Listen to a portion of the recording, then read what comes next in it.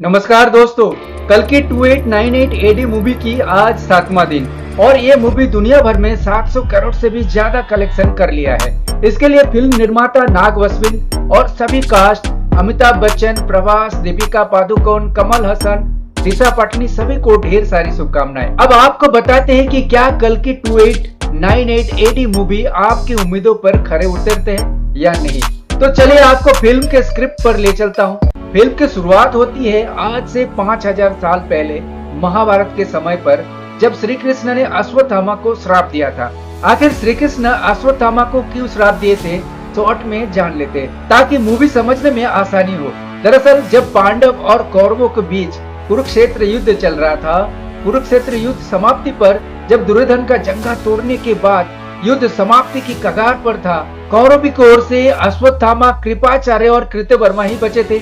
और रात के समय अश्वत्थामा अपने पिता द्रोणाचार्य की मृत्यु का बदला लेने के लिए पांडव की जगह 5 द्रौपदी पुत्रों को सोते समय ही वध कर देते हैं और प्रायश्चित के लिए महर्षि व्यास जी के आश्रम पहुंच गए। लेकिन जब श्री कृष्ण और पांडवों को पता चला तो वे भी व्यास जी के आश्रम पहुंचे। अश्वत्थामा ने पांडवों को विनाश के लिए ब्रह्मास्त्र चलाया। दूसरी ओर से श्री कृष्ण के कहने पर अर्जुन भी ब्रह्मास्त्र चलाया।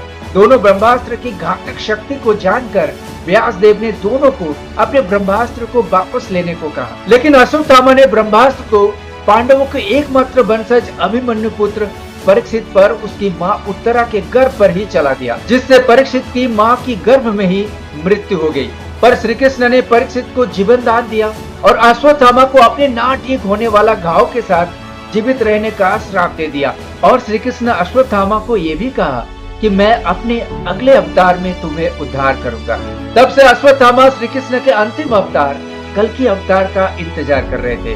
अश्वत्थामा के रोल में अमिताभ बच्चन जी है, जो अभी तक इस फिल्म में इन्होंने अपना जलवा नहीं दिखाया। कहानी आगे बढ़ती है, मतलब काफी आगे, 6000 साल आगे, यानी कि आज से 800 साल बाद काशी की ओर बढ़ा, जो एक खंडहर जैसा सूखा, ऐसा लग रहा है जैसे सदियों से यहाँ पर कोई बारिश नहीं हुई, जिसे पृथ्वी पर आखिरी व्यवहार योगी शहर के रूप में वर्णित किया गया है। भीड़ के ऊपर कॉम्प्लेक्स है, एक विशाल उल्टा पिरामिड जैसा, जहाँ मेट्रोपोलिस के सुप्रीम यास्किन नाम का एक सम्राट शासन करता है। कमल हसन इस रोल को अदा कर रहे हैं। इनकी लग्जरी लाइफ को देखने लायक है।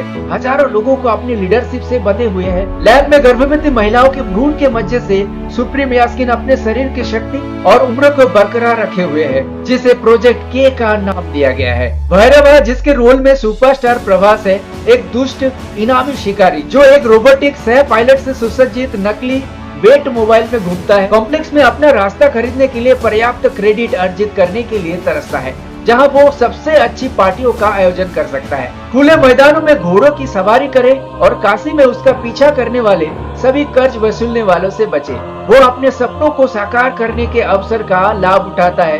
जब सांप 80 इस रोल में दीपिका पादुकोण है, जो कि प्रोजेक्ट के से किसी तरह कॉम्प्लेक्स से भाग जाती है और उसे पकड़ने के लिए भारी इनाम की घोषणा की जाती है। एक रेगिस्तानी बंजर भूमि से होकर भागते समय संभाला नामक एक विद्रोही क्षेत्र की रास्ते में सांप 80 को नए सहयोगी द्वारा सुमति नाम दिया गया है। अब यहाँ अमिताभ बच्चन अपने 70-80 दशक के एक्चुअल एंग्री यंग मैन के रूप में सामने आते हैं और इसी मूवी में जान डाल देते हैं। अश्वत्थामा, जिन्हें अलौकिक शक्ति के साथ 8 फीट लंबे ऋषि के रूप में विकसित किए हुए हैं, जो सुमति की सुरक्षा के लिए तेज नजर रखते हैं, जो एक अवतार की माँ के रूप में है, जिनका भविष्यवाणी की गई है। जी हाँ, आपने बिल्कुल सही अनुमान लगाया, कल्कि अवतार का। अब अश्वत्थामा यानी कि अमिताभ बच्चन अपने रोल में आते हैं। एक तरफ भैरवा यानी कि प्रभास सुमति को वापस कॉम्प्लेक्स में भेजना चाहते हैं, दूसरी तरफ अश्वत्थामा सुमति की रक्षा करने में जुटे हुए हैं। घमासान युद्ध होता है दोनों के बीच, जो कि एक बेहतरीन वीएफएक्स का प्रदर्शन है, जो आपको हॉलीवुड मूवी जैसा फील कराएगा। अश्वत्थामा भैरवा को रोकने के लिए पूरी तरह सक्षम दिखाई देता है। यकीनन कल की 2898 एडी मूवी वीएफएक्स और सुपर सिनेमाटोग्राफी का बेहतरीन नजारा है। हालांकि मूवी फ्यूचरिस्टिक इंडियन माइथोलॉजी होने की वजह से बहुत सारी कमियां नजर आएगी, जैसे नाग अश्विन जी की स्टोरी को पिरोने में थोड़ा सा कमियां नजर आएगी। लेकिन वैसे तो मैं इसे माइथोलॉजी नहीं मानता हूँ, क्योंकि सनातन में जो भी है वो महज माइथोलॉजी नहीं हो सकता, सच है। जहाँ तक मूवी की बात है, थोड़ा बहुत कमियां तो होगी ही, क्योंकि कोई मशीन 100% एफिशिएंसी तो नहीं देती है ना। आप किसी ह्यूमन से 100% कैसे उम्मीद कर सकते हैं? हमें एंटरटेन भी चाहिए और नॉलेज भी चाहिए, बोलने से तो नहीं होगा ना। एक मूवी है जहाँ पर एंटरटेनमेंट होगी और लोगों को रिझाने के लिए काफी कोशिश होगी। ढेर सारे ऐसे कहानियों को भी जोड़ा गया है जो इस मूवी से थोड़ा मेल नहीं खाता है, लेकिन एक भारतीय मूवी ने अच्छा काम किया जिसकी तारीफ करनी चाहिए, जिसका वाह भाई पूरे दुनिया भर में हो रहा है। इसी वजह से तो पूरे 7 दिन में ही 7 से करोड़ की कमाई की है। नेक्स्ट पार्ट में एक बड़ा सा कॉम्बैट होगा सुप्रीम यास्कीन और कल्कि अवतार के बीच। इस युद्ध में कल्कि अवतार का साथ देने वाले हैं 7 चिरंजीवी, और इस पार्ट में भगवान परशुराम जी का इंट्रोडक्शन होगा। आशा है कि ये पार्ट यानी कि पार्ट 2 और बेहतर होगा और आप लोगों को बड़े अच्छे एंटरटेनमेंट कराएंगे। ये मूवी आपको कैसी लगी कमेंट में जरूर बताइएगा। मिलते हैं एक और वीडियो में, तब तक के लिए जय श्री कृष्ण, धन्यवाद।